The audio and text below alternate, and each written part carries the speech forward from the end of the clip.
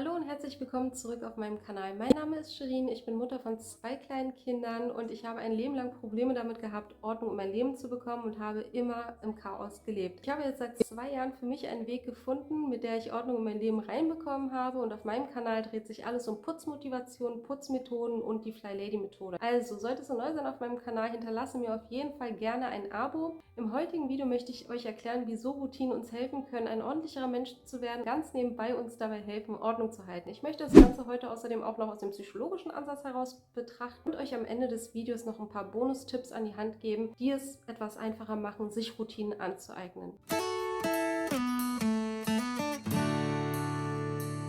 Was sind Routinen überhaupt? Routinen sind wiederholte Tätigkeiten, die zu einer festen Gewohnheit werden. Gewohnheiten wiederum führen zu automatischen Abläufen. Zum Beispiel machen wir uns morgens gar nicht mehr die Gedanken, wenn wir die Kaffeemaschine anmachen. Wir machen das einfach und denken parallel über was ganz anderes nach. 40% unserer Handlungen basieren auf Gewohnheiten. Also das heißt, wir führen Handlungen aus, ohne dass wir uns irgendwie im Geringsten darüber Gedanken machen, sondern die laufen einfach so automatisch ab. Man kann sich jederzeit gute Gewohnheiten aneignen, aber schlechte Gewohnheiten kann man leider nie ablegen. Das heißt, sie sind erlernt, wie das Autofahren, das verlernst du auch nicht, aber man kann diese schlechten Gewohnheiten ersetzen durch gute Gewohnheiten. Also man kann sozusagen das Programm überschreiben, aber nicht komplett löschen. Typische Routinen im Haushalt, um jetzt mal ein paar zu nennen, sind zum Beispiel Sachen wie Betten machen, Wäsche waschen, abwaschen, also wiederkehrende Aufgaben, die wir alle irgendwie haben. Also auch ein Chaot muss Wäsche waschen, genauso wie ein super ordentlicher Mensch. Wo ist also der Unterschied? Der Unterschied zwischen einem ordentlichen und einem unordentlichen Menschen liegt eben darin, dass der ordentliche Mensch es nie so weit kommen lässt. Der ordentliche Mensch hat Routinen, der macht einfach jeden Tag seinen Ablauf, damit es gar nicht so weit kommt. Während wir immer aufschieben, bis zu dem Zeitpunkt, wo es nicht anders geht, als da Hand anzulegen. Was mich dazu bewegt hat, auch mir Routinen anzueignen, war, dass ich irgendwann die Erkenntnis gewonnen habe, dass es so, wie es ist, halt nicht wirklich cool ist, und weil es alles auch gar nicht mehr praktisch umsetzbar war. Wo ich noch alleine war, da war das natürlich egal. Ich konnte mir die Sachen halt aufschieben und dann, wenn ich wollte, um 3 Uhr morgens dann vielleicht eine Putzaktion beginnen. Das ist aber natürlich mit Kindern auch gar nicht mehr drin gewesen. Die Kinder haben den Takt angegeben. Das heißt, ich musste noch strukturierter und organisierter sein, um halt Haushalt und Kinder unter einen Hut zu bekommen. Und deswegen habe ich mich damals dann halt umgeschaut, wie ich mein Leben und die Ordnung in den Griff bekomme. Und ich habe es tatsächlich geschafft. Und wenn ich es geschafft habe, sage ich euch, dann schafft es jeder, wirklich. Also wer neue Gewohnheiten sich aneignen möchte, vor allem gute Gewohnheiten, der braucht erstmal Routine. Und dann, wenn du das erste Mal Fahrrad fährst, dann auch erstmal Gedanken machen, okay, ich muss mein Gleichgewicht halten, ich muss das Lenkrad gerade halten, ich muss gleichzeitig in die Pedale treten. Aber irgendwann, wenn man das dann wirklich gelernt hat, man könnte dich aus dem Schlaf holen, dich hinter den Steuer setzen, du würdest fahren können. Also das machen wir dann irgendwann automatisch, ohne irgendwie darüber nachzudenken. Übertragen wir jetzt diesen Gedanken mal auf den Haushalt, dann kannst du dir schon vorstellen, am Anfang denken wir uns natürlich immer, okay, ich muss jetzt die Betten machen, ich muss dies machen, ich muss jenes machen. Das ist alles eine Pflicht, das ist jedes Mal ein, habe ich das gemacht, mache ich das heute noch, schiebe ich mir das auf oder sonst irgendwas. Es schwirrt in unserem Kopf herum. Wenn du aber Routinen hast, die sich verinnerlicht haben, dann ist das aus deinem Kopf raus. Also wenn du die Routinen aneignen möchtest, ist es auf jeden Fall sinnvoll, erstmal so ein bisschen zu reflektieren, wo sind so deine Problemstellen und was möchtest du eigentlich verbessern.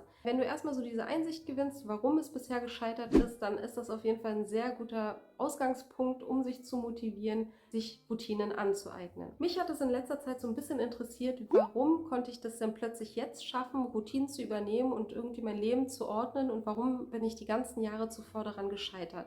Ich habe deswegen ein bisschen im Internet geforscht und wollte halt einfach interessenshalber wissen, was macht denn eigentlich eine Routine aus, wie können wir uns Gewohnheiten aneignen, was hat das für einen psychologischen Hintergrund. Um unsere Gewohnheiten psychologisch zu beeinflussen, brauchen wir einmal einen Auslöser. Der Auslöser kann ein Ort sein, ein Gefühl sein, ein Zeitpunkt sein, eine Tageszeit etc. Das zweite ist eine Handlung, also quasi unsere Routine selber. Und das dritte ist dann die Belohnung, das heißt die Glücksgefühle, die wir dann damit verbinden. Übertragen wir jetzt einfach mal diese Punkte auf den Haushalt, beziehungsweise jetzt zum Beispiel Betten machen. Da wäre der erste Punkt, der Auslöser, jeden Morgen nach dem Aufstehen die Betten zu machen. Das heißt, wir machen die Betten nicht mittags, nicht abends oder sonst irgendwas, sondern wenn wir uns Routinen aneignen wollen, dann knüpfen wir das zum Beispiel in diesem Beispiel an eine Tageszeit, und zwar jeden Morgen nach dem Aufstehen. Was ist unsere Handlung? Das ist die Routine. Das Decken aufschütteln, die Betten zu machen, das ist unsere Handlung. Die Belohnung ist, dass wir uns jedes Mal, wenn wir in das Schlafzimmer kommen, darüber erfreuen, wie ordentlich dieser Raum aussieht, jetzt wo die Betten gemacht sind, und sich natürlich auch abends darüber zu freuen, dass man in ein gemachtes Bett reinsteigt. Wie du siehst, können wir schon zum Thema Haushalt alle diese Faktoren bedienen, die uns helfen, unsere schlechten Gewohnheiten in gute Gewohnheiten umzuwandeln. Und somit dann halt auch das Ganze irgendwann automatisch vonstatten geht. Ich habe früher nie die Betten gemacht. Für mich war das wirklich überflüssig, weil ich mir dachte, ich lege mich ja abends wieder rein und mache das Bett durcheinander. Also wozu soll ich jetzt morgens die Betten machen? Mittlerweile mache ich das jeden Tag. Und ich denke nicht darüber nach, ich muss jetzt die Betten machen, sondern ich mache das ganz automatisch. Und es ist sogar so weit, dass selbst wenn wir im Hotel sind und ich weiß, das Zimmermädchen kommt danach noch rein und macht die Betten, dass ich trotzdem die Betten mache. Ich habe dann außerdem im Internet noch eine ganz interessante Studie gelesen von Forschern, die Probanden darum baten, dass sie zu jedem Mittagessen ein Glas Wasser trinken und im Anschluss ein Stück Obst essen. Und die Forscher wollten damit herauskriegen, wie lange es denn dauert, bis sich ein Mensch eine neue Gewohnheit angewöhnt. Die meisten haben tatsächlich so etwa 30 Tage gebraucht, bis sie diese Gewohnheit angenommen hatten und das wirklich automatisch ablaufen lassen haben. Wenn du dir Routinen aneignen möchtest, dann würde ich dir aus meiner Erfahrung empfehlen, dass du erstmal mit der Morgenroutine anfängst. Dann ist es vor allem wichtig, dass du dir eine einfache Tätigkeit aussuchst, die dir wirklich leicht von der Hand fällt. Und ich würde empfehlen, dass du nicht mehr als 3 Tätigkeiten auf einmal dir für die Morgenroutine wählst, wenn du denn mehr als nur eine Tätigkeit aussuchen möchtest. Und als Beispiel, was ich jetzt zumindest für einfach empfinde, ist zum Beispiel Betten machen als erstes, dann würde ich vielleicht die Toilettenputzen noch in die Morgenroutine mit reinnehmen und eventuell die Spülmaschine auszuräumen.